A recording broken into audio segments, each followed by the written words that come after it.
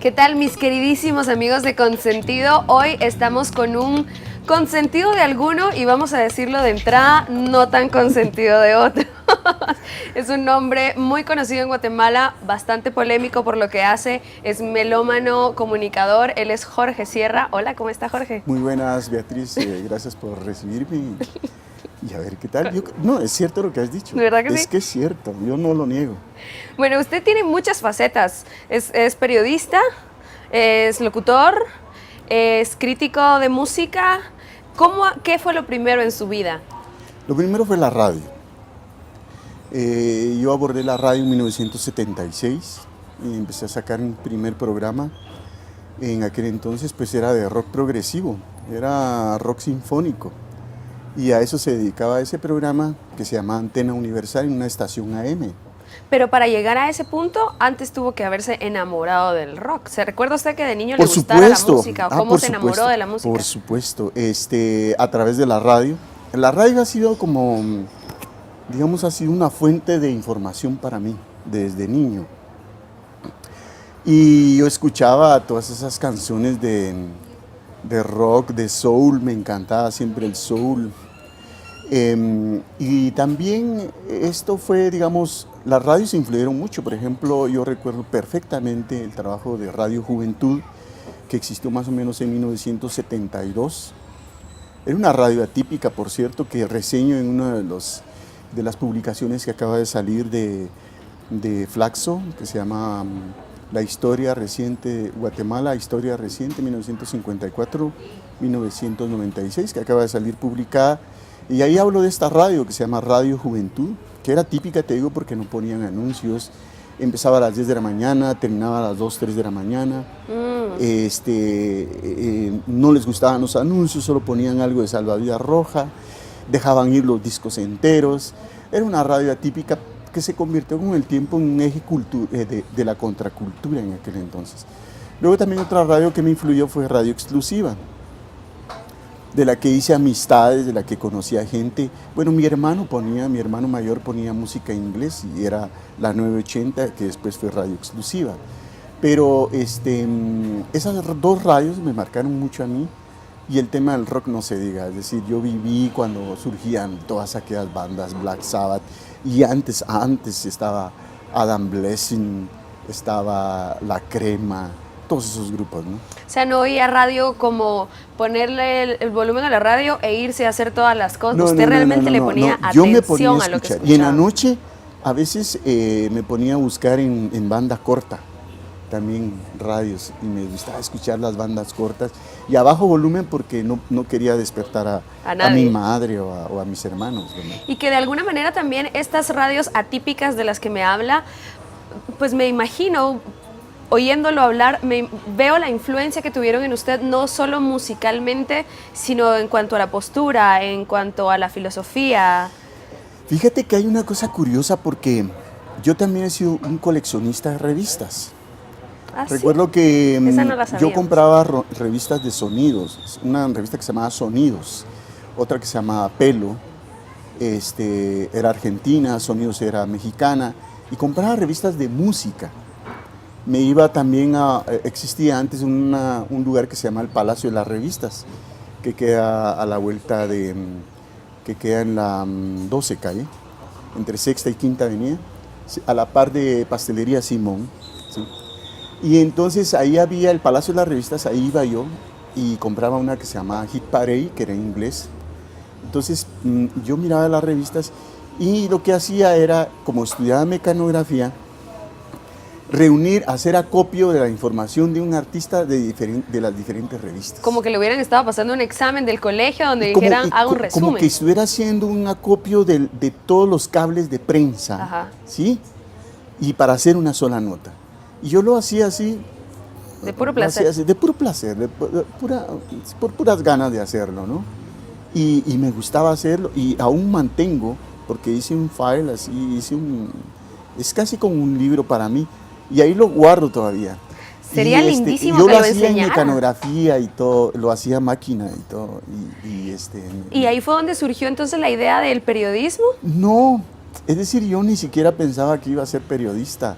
Eso surgió después con la necesidad dentro de la radio, porque ahí veía yo que nadie hablaba de la radio, nadie contaba las cosas que estaban pasando en la radio. Yo empecé más o menos como en los 80 a escribir algunas cosas en un periódico que se llamaba La Tarde, y luego escribí en un periódico que se llamaba El Gráfico, esto gracias a la oportunidad que me dio un amigo que se llama Pepe Estrada, que a la fecha todavía hace su periódico en una colonia. Posteriormente ya me incorporé a Prensa Libre por invitación de un amigo que se llama Gustavo Berganza, que sacamos, digamos, la primera edición de jóvenes de ese periódico, de ese suplemento, y yo estaba metido ahí. Entonces así fue que me fui metiendo, pero ya de lleno en el periodismo me incorporé en el 91, cuando fui invitado a formar parte de la plantilla de redactores de Crónica, de revista Crónica. Pero entonces, digamos, usted tenía, yo no sé, 16 años, y a usted ya le gustaba la música, era conocedor de música. ¿Y qué pasaba por su mente en ese momento? ¿Yo voy a ser arquitecto? ¿O voy a ser crítico? No, ¿O qué pensaba? Fíjate que a mí me gustaba la radio. Lo mío había sido la radio, me metí al estudio de grabación.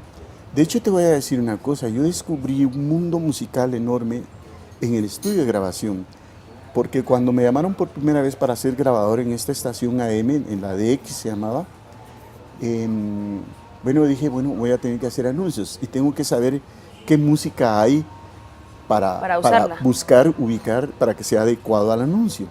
Entonces, recuerdo que esa primera tanda me puse a escuchar cerca de 1000 discos. Cerca de 1000 discos me puse a escuchar, así, Mantovani, la orquesta de Berenkenfer, me acuerdo de la orquesta, los coros de ¿cómo se llama? Ray Conniff, en fin, toda esa música yo la fui descubriendo en el estudio de grabación. No había mucho trabajo, entonces me fui familiarizando con toda esa música, y lo mismo hice cuando pasé a RCN, que también me dieron el estudio de grabación, y también ahí escuché infinidad de música que había. Sí. Así que en ese ínterin también descubrí el jazz y descubrí otras expresiones musicales. Que es por lo que por ahí vamos a seguir ahora. Realmente yo no sé si ustedes, yo creo que yo no he escuchado en mi vida 1000 discos aún. Me voy a poner a la tarea. Y ustedes empiecen a pensar cuántos discos han escuchado, y quédense porque ya regresamos con Jorge Sierra hoy en Consentido. Hoy en Consentido estamos platicando con Jorge Sierra. En la primera parte pues conocimos un poco de su infancia y su adolescencia muy, muy particular. Un chico que buscaba radios de onda corta para descubrir más música, que coleccionaba discos, coleccionaba revistas, que se sentaba en la máquina de escribir a hacer como un resumen de todo lo que leía en las revistas por puro placer. Realmente era bastante... Cuando nos cuenta esa historia resulta muy lógico ver... qué es lo que hace hoy, ¿no? Que haya terminado en esto. Y hablamos del jazz, pero antes del jazz, usted se empezó a dar a conocer en la radio por el rock. Y no cualquier rock. Muchas gracias. Muchas gracias. El rock, el metal. Cuénteme de esa faceta de rockero, locutor rockero, y cómo llega hasta el jazz. Bueno, yo estaba más inmerso en el rock. Te digo, por estas dos radios, Radio Juventud, que era rockera, y Radio Exclusiva, que tenía sus franjas de rock progresivo. El segundo programa que tuve de rock se llamó Conmoción, una estación AM que se llamaba Unión Radio. Era un rock un tanto más comercial, ¿sí? Y luego el tercer programa que tuve se llamó Revolución Rock, donde ahí fue que incursioné ya más en el metal, ¿sí? Revolución Rock necesitaba como presentar lo que se estaba creando en ese momento, y en ese momento estaba de moda bandas como Halloween, estaban de moda bandas como Metallica con And Justice for All. Me acuerdo ese disco muy bien porque lo poníamos y fue tan fuerte el éxito de ese disco que ya la gente lo estaba pidiendo para que se incorporara a la programación regular, porque la radio no quería ponerlo en la programación regular. Entonces fue tanta la presión que sonó. Posteriormente, bueno, tuve en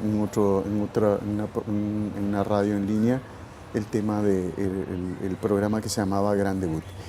El metal entonces fue más decisivo y más marcado en Revolución Rock. ¿Por qué? Porque yo siempre he admirado la ejecución, la técnica de los artistas. Es decir, en el metal yo encuentro eso. Yo encuentro que hay una capacidad técnica, siempre una fuerza, Bastante una energía, elevada. pero también una técnica, tocar a velocidades adrenalínicas, ¿sí? Como Slayer, por ejemplo. Esas velocidades inauditas, no cualquiera lo hace. Ya ve que yo soy guitarrista. Rápido, y batería también. Sí. No, entonces eso fue lo que a mí me admiraba del metal. Del género. Y entonces había todo un movimiento fuerte en aquel entonces y bueno, le gustó a la gente. No había en la radio, no había un programa como Revolución Rock, y fue que yo le propuse a la directora o al director, que eran dos, ¿no? Era papá hijo y mamá.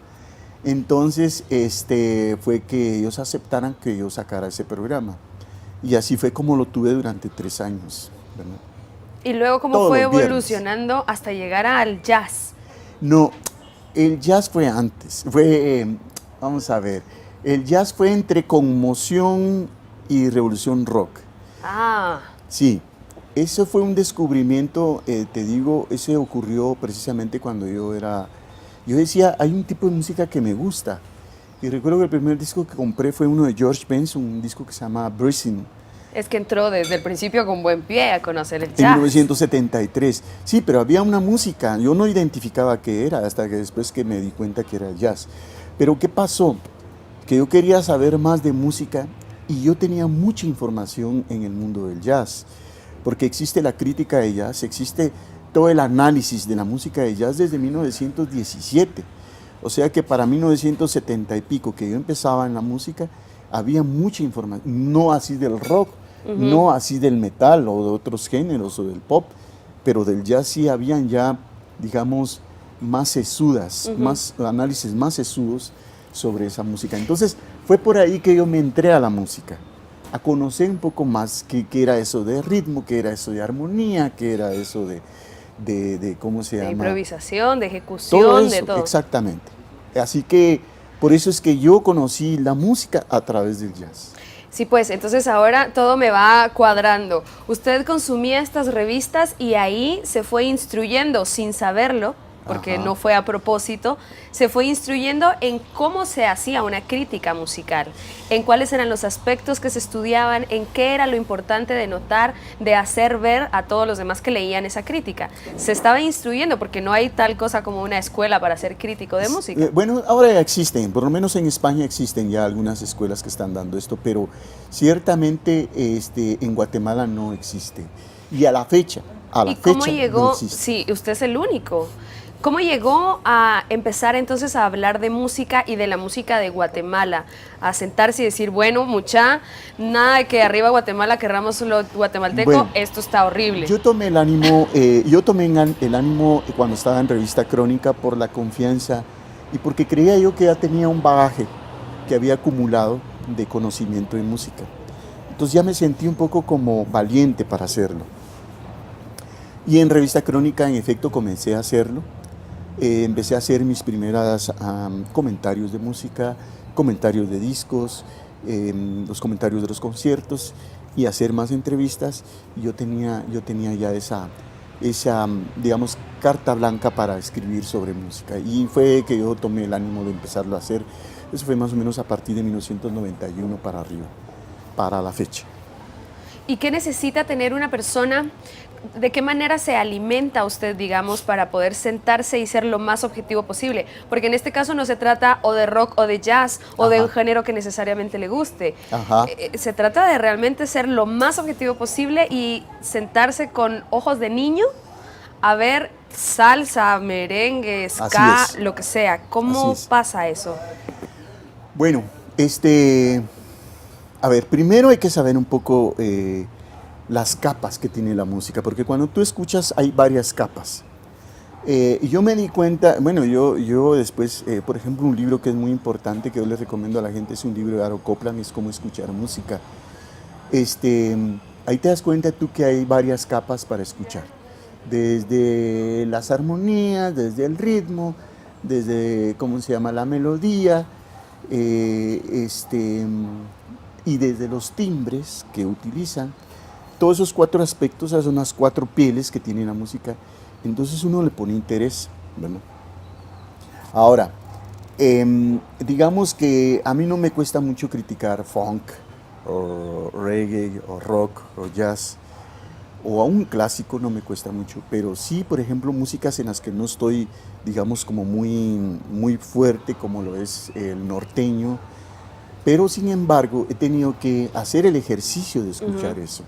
De hecho, yo te digo, he ido 2 veces a ver a los Tigres del Norte y me gusta ver todo eso, qué pasa, qué están haciendo ellos. ¿Y le gustan los Tigres del Norte? No es que me gusten, pero tampoco desdeño, porque tampoco creo que uno debe de ver por encima a otros géneros, no creo. Todo tiene su lugar, todo ocupa su lugar en su espacio y en su momento. Pero es que a veces pasa que cuando uno se da permiso de escuchar algo que de entrada no haría, dice, ay, pues es que a mí esta canción sí me gusta. Digamos, lo que pasa es que un crítico de música no se puede dar el lujo de discriminar. Ajá. Ese es el asunto, o sea, es un ejercicio que tienes que hacer.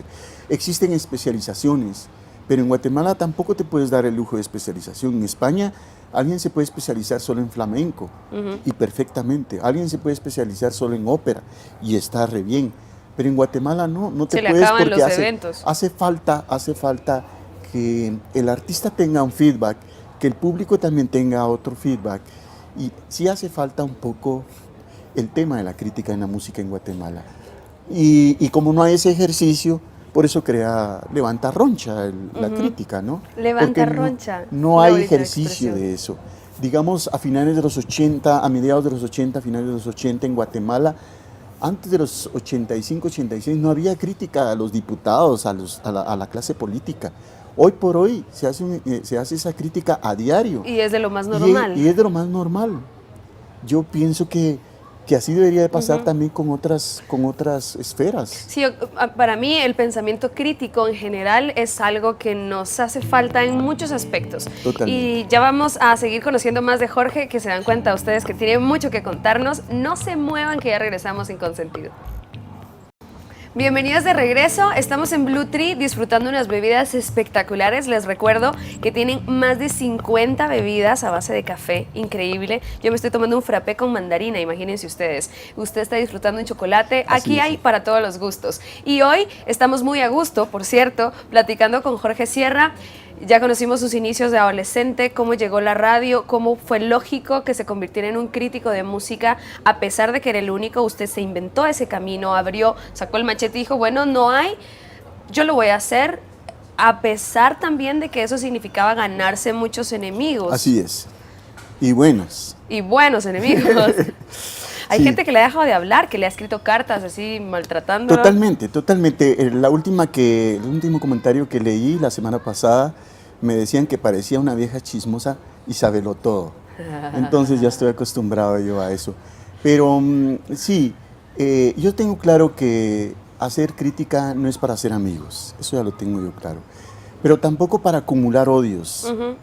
No creo que sea para guardar esos rencores. Antes de irnos a la pausa decíamos que en Guatemala hacía falta el pensamiento crítico en todos los sentidos, y el pensamiento crítico, ahora que me dice esto, también creo que le sirve a uno cuando a uno lo critican.